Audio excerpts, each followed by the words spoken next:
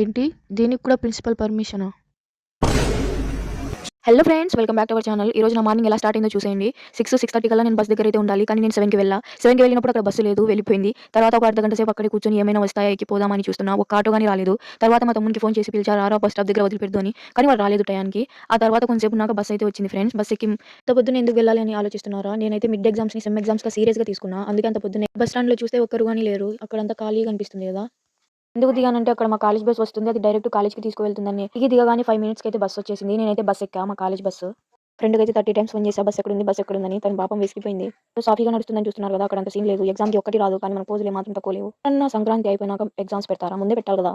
నాకు చెప్పాలి కదండీ. ప్రీవియస్ వీడియోస్‌లో అయితే మీరు చూసింటారు. నేను హాస్టల్‌లో ఉంటా అని చెప్పా కదా! అయితే నేను ఈ 3 డేస్ అయితే ఇంటి నుంచి కాలేజ్‌కి వెళ్ళాలని అనుకుంటున్నా. అదే మీకు చెప్దాం అనుకునింది. దానికి ప్రిన్సిపల్ పర్మిషన్ కావాలంట. దానికోసమే ఫస్ట్‌లో మీకు హింట్ ఇచ్చింది. ఆ ఎగ్జామ్ పూర్తి చేసుకొని నేను మా ఫ్రెండ్ అయితే స్కూటీలో అయితే వెళ్ళాము. ఇది పార్ట్ 2 ఉంది గాయ్స్. By guys. సబ్స్క్రైబ్.